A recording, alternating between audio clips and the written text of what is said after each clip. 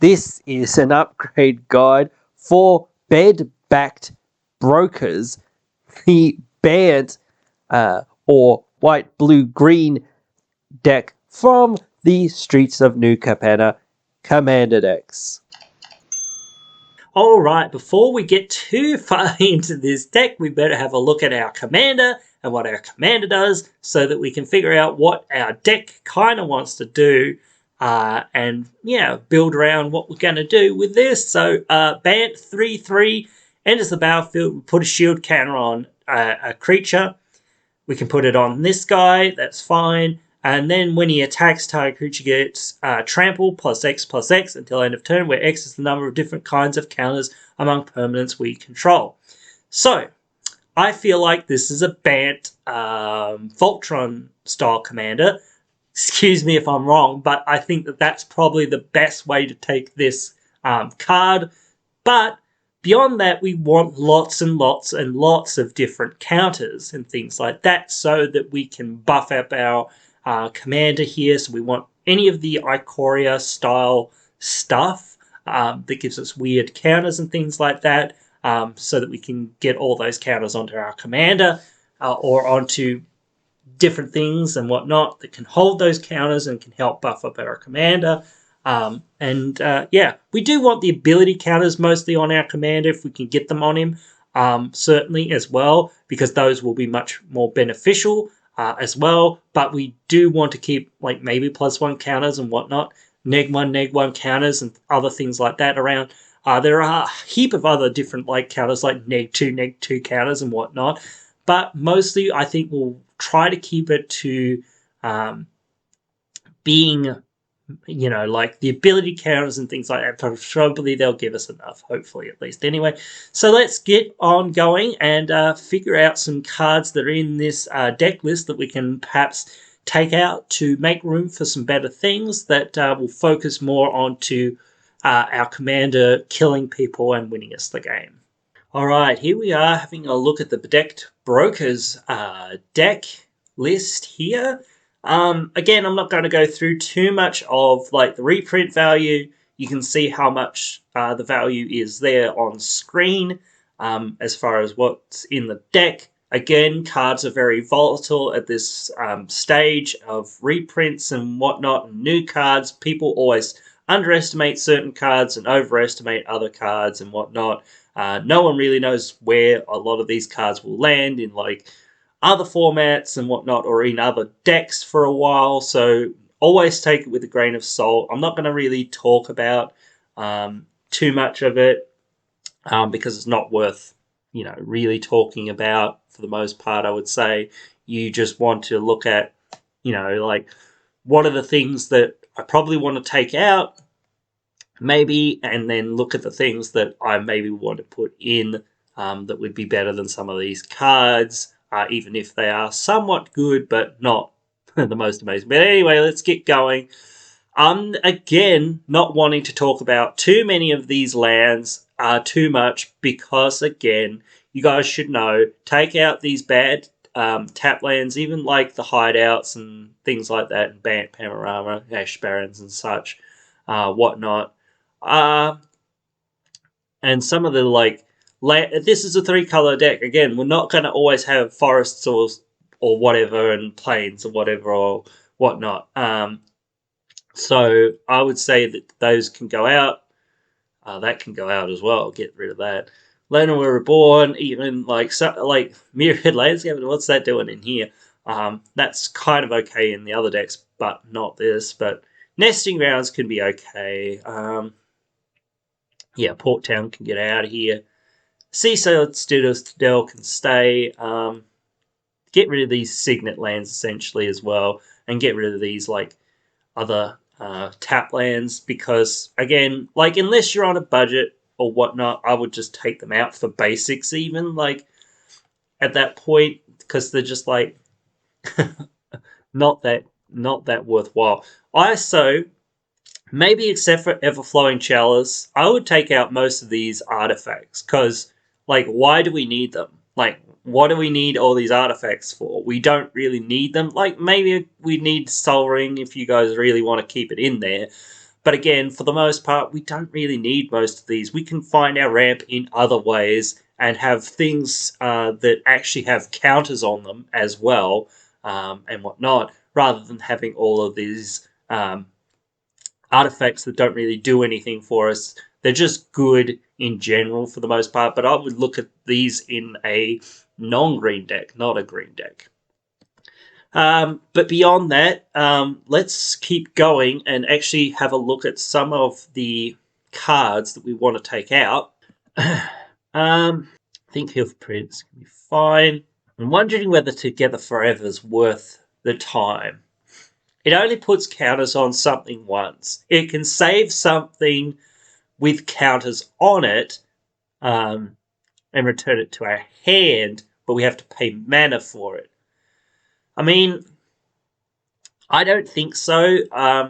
It's really weird, but I'm not sold. Actually, this new enchantment and this new enchantment, both of these seem pretty good. Even a Primal Epiphany seems fine because at least it puts counters on something, buffs up our commander and whatnot, which is what we're kind of doing. So that could help us with our plan, and it draws us cards sometimes and whatnot. So that's pretty darn good. Let's move on. Avian Courier could be alright, but it has to attack to do what it wants, and it can only move one counter. Proliferate. It's only if it hits. It is a flyer, so it does have evasion, but still, I would say that it's less good. Aspirant could be good. Ooze, fine. Kind of counter target permanent or player. Give that. I mean, again, it has to deal with the combat damage to do what it wants, but yeah. Actually, Steelbind Hydra, get that out of here because it's just too much mana to invest into something, and then have to invest into trying to destroy artifacts and enchantments. So yeah, I would think about just taking out. Hummingbird has the same sort of problem as some of the others. It has to really hit to do anything. I like this. This seems fine in a sense, because we get something out of our things dying. If we were in an aristocrat style of deck, I would really think that this is worth our time, but that's not this style of deck. It gives us some sort of value if our commander dies and whatnot, but I would say not nearly enough. It's a 2/3 flyer, so that's okay at best, but we could find other better things. We get a 3/1 flyer with a feather counter and whatnot. So feather counters could count to our thing, but for the most part, I wouldn't think too much of it. It's mostly slow. Crystalline Giant's pretty darn cool. Proliferate can be good. Like, this is kind of just itself. So I would think Jaina can get out of here. We could do better or whatnot. We could do more. Proliferate, but it has to hit. Again, not too amazing. Like Mana Dork makes things Mana Dorks. It's okay, not too amazing. They have counters. I'm surprised Voriol is kind of in this deck, but then again, it's not that expensive. Wingspan Mentor is real good. Actually, Denny, this new guy, he's quite good, I think, and whatnot. So, yep, that's fine. Fathom Mage is fine. Forgotten Ancient's okay. Can just move counters around and whatnot, so that's pretty good. Maybe put shield counter. Put one more counters on a creature you don't control. Tap that creature. Go to against trample. Okay. Oh no. Oh, okay. Yeah, I misread this actually. I think. So I don't think we want this that much for this deck because we don't want to put things on our opponent's things just to goad our opponent's things. This is its own sort of deck, I would say, for the most part. So Bulk Bond is good. Wickeraborough Elder, bit slow to do what we want it to do, but the neg 1 counter is kind of nice. Though we do have Wall of Roots and Devoted Druid and whatnot. Actually, we're in Bant also, so although we want the counters, so we could run the Vizier of Remedies kind of combo and just do stuff with that. But yeah, Veggie Heartbond is actually real good because Double Strike is pretty powerful. Roalesk, I feel like he has to die to get the main value or whatnot out of him, and we're just not in that sacrificing plan. The counters that he gives are nice, but they don't really give anything else. There's not enough that works with it, I guess. We could run some of it, certainly, but again,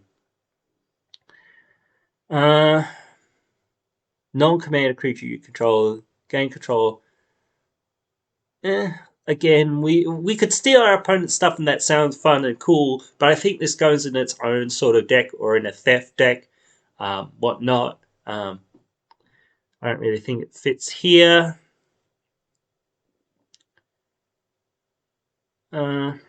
I don't think Sky Evangus is that good. So he gets the counters, which is okay, but again, just okay. We could find other ways to do it. I don't really know what Ajani's doing that much. Deck in Stone, like, we could get rid of that. That's okay, but not that amazing. The Bant Charm and Broker's Charm, I think you can get rid of them pretty easy. Actually, this seems pretty good. Yeah, Contracted Safeguard seems pretty good. I mean, for the counters side of this is pretty okay, but just like the weirdly making some fish, I don't know. It is instant speed, so it can be okay, but whatever. Actually, I think this is pretty okay. We can have lots of counters on lots of things and whatnot. So we could bounce a lot of things at instant speed. Seems pretty good. Draw 2 cards and proliferate's okay. This is okay. This is actually real good. I've actually said for a little while I feel like they should have made a board wipe that only kills things that don't have counters on them. So this is real good. I would want to put this into a deck, but I didn't end up building that Bant +1 deck either. We could do better than Planet Outburst. Urban Evolution's just okay. We could find the instant speed 4-mana version of that, and it's a lot better. Does basically the same thing. Rishka's expertise is actually pretty darn good. It's for greatest power, and our commander and whatnot can be real big. Plus, we'll get something else out of it. So that can be really useful in those ways. But beyond that, I think that's probably pretty much it here for this allotment. So let's move on, go ahead and go talk about the cards that we want to put in. All right, so here we are on EDH Rec. There are a couple interesting commanders here that sort of fit into what we're kind of doing. I think Rafiq fits into what we're doing a whole lot more for the most part, because we could have a fair few creatures on our board and whatnot. And Exalted is pretty useful, and gaining double strike on our commander is pretty useful. I think if we were to look at some equipment, they could be pretty good. There aren't that many equipment that are that amazing with what we're trying to do with +1 counters, double strike counters, etc., blah, blah, blah, that sort of thing. But there aren't none, but certainly there aren't a huge amount, but still buffing up our commander with Some of those equipment could be good, or even just equipment in general could be good, because that's kind of the direction we're going with this deck. Let's have a quick look through some of this sort of stuff. Finest Hour, pretty darn good. Gives us an extra combat, gives us that Exalted, doubles our damage essentially. I think Sublime Angel could be good because it gives Exalted to all of our creatures, which means we get, however many creatures we get, give Exalted to one of our creatures, which is pretty darn good. Sovereigns of the Lara could be interesting, but I'm not too sure because we're not really looking to run too many auras. We're looking for more +1 countery sort of stuff and whatnot. Noble Hierarch could obviously be pretty good for ramp and for the Exalted. That could be good. I'm obviously, again, not going to go through too many things that are like mainstay staples and whatnots, because obviously that should be kind of obvious. Silent Arbiter is pretty good because that slows down our opponents that are maybe going wide and whatnot. We're only going to be attacking with our commander, and it really helps us when we only have, a few other creatures, whatnot, to block with, and things like that can really help us defend ourselves and things like that, so it could be really useful. If we do have equipments in this deck, though, I would say Stoneforge and some cards like that are pretty darn good to find those equipments, or Shram to draw cards off those equipments. Though that's not really the way that I was thinking about doing this, though it could be really good. Though even Bastion Protector could still be pretty good, even though it's not exactly kind of what we want. It still buffs up our commander, gives it indestructible, which is pretty darn good. Shalai could be interesting because it gives +1/+1 counters to everything, though that's not that amazing, but still could buff our stuff up, which still could be useful. Honestly, we're not finding too much. Miri could be good, because Miri if we could find ways to tap her, she's pretty good, and whatnot, but other than that, I don't think that that's too interesting. Because we could just go down we'll put lots of auras on our commander, or we'll put lots of equipment on our commander and things like that. That would be a pretty easy way to go, but again, we want more than that. We want to focus in on those counters and whatnot. So unfortunately, we're not going to see much here on that, mostly seeing auras and equipment. I'm not going to go through too many of these instant sorceries because it's kind of obvious. Generous Gift and Nature's Law and things like that are pretty darn good cards, and you maybe should play them. But again, it's not worth talking about for too long. I don't think there's many here that make different kinds of counters either. There's some that give +1 counters and hexproof till end of turn, stuff like that, but still nothing too important, I don't think. Same with sorceries and whatnot. We're not really going to see too much, plus it's a one-off. Also, we want to keep those counters, or we want those counters to stick around for the most part on permanence.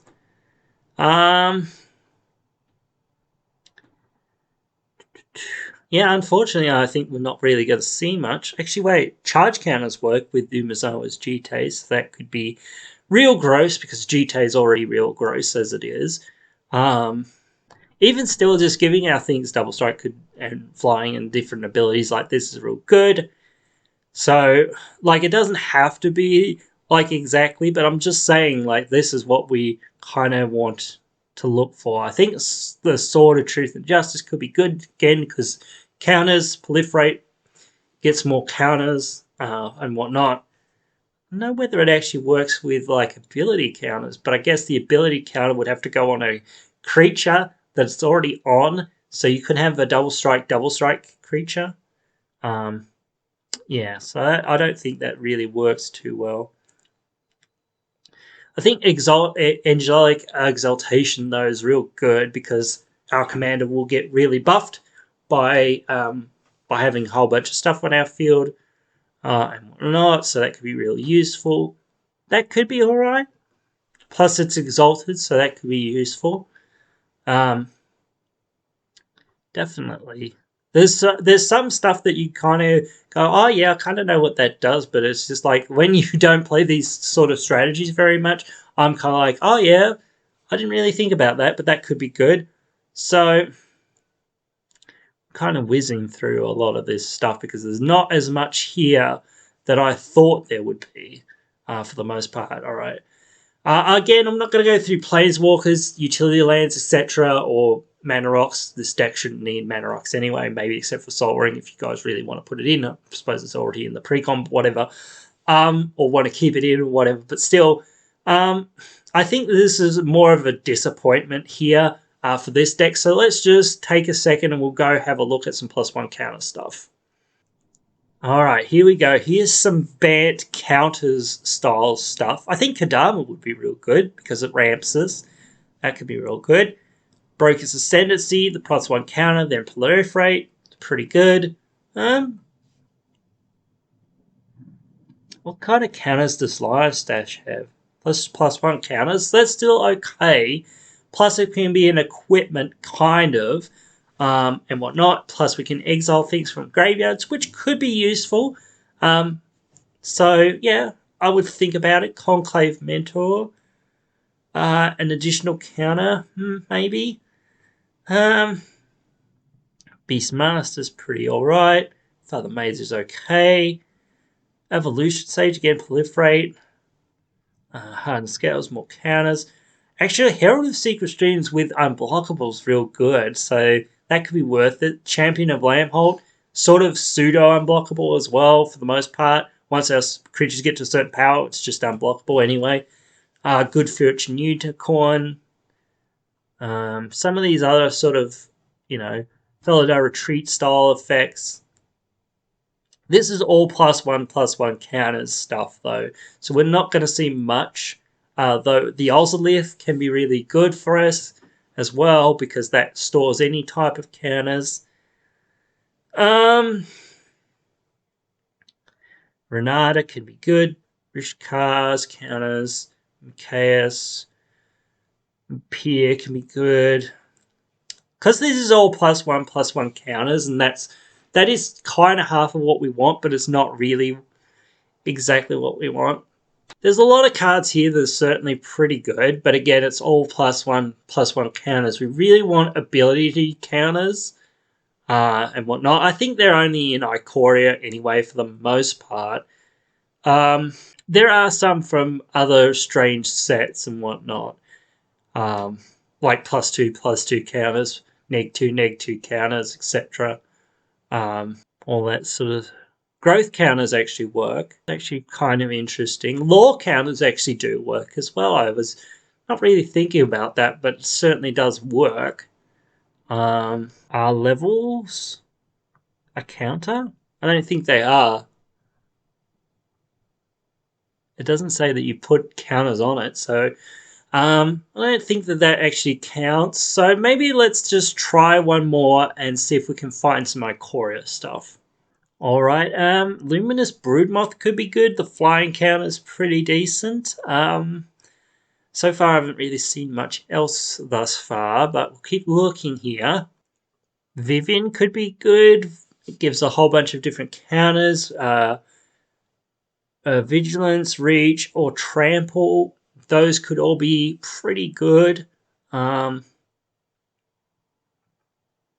Titanius Rex to give a trample, that could be good. Hornish Mentor could be good, giving us more counters. Splendormare could be okay, though lifelink and that not too amazing, though it keeps us in the game a bit. I mean, there's might be a few more cards, but I think that's almost it for the most part. Plus, we're sort of getting into cards that I think are getting less and less interesting as we go, and less powerful and whatnot as we go. So I'm not really that interested in continually doing this. I think I didn't really want to do it because it was going to take probably another 12 minutes for that other Grex's deck. But for this deck, since we're already like a little bit short, since there really wasn't a whole lot of different stuff, when we were looking initially, I felt like, well, we want to look for some of this stuff. I could have just looked up different kinds of counters and whatnot, but still, This was probably where we'd get the most for the most part, all kinds of different counters and whatnot. So, but yeah, I hope that some of that is useful at least as we move on now to finishing up looking at this deck list and getting done. All right, guys. So that is it for the Bedecked Brokers deck tech here for today. Hope that you guys have liked this one. Let me know maybe if you want to see some sort of more equipment based build or whatnot, or something else with this commander, because I think it's sort of more reliant on that +1/+1 counters or different counters strategy for the most part. And a lot of the main sort of strategy with a lot of these Voltron decks is to be having these equipment and whatnot rather than having counters and whatnot. But certainly, I think it's a different, nice to have a different style of deck and whatnot. But I know some people might want to see that. So let me know your thoughts down there in the comments below. And I'll be sure to try to respond to all those comments. Really love interacting with you guys, talking about all these geeky things that we love. So yeah, I'll see you down there in those comments. I'll see you in the next one. Hey, you've just finished watching one of our videos. A bunch of other videos are popping up on your screen now for you to check out, so why not check them out?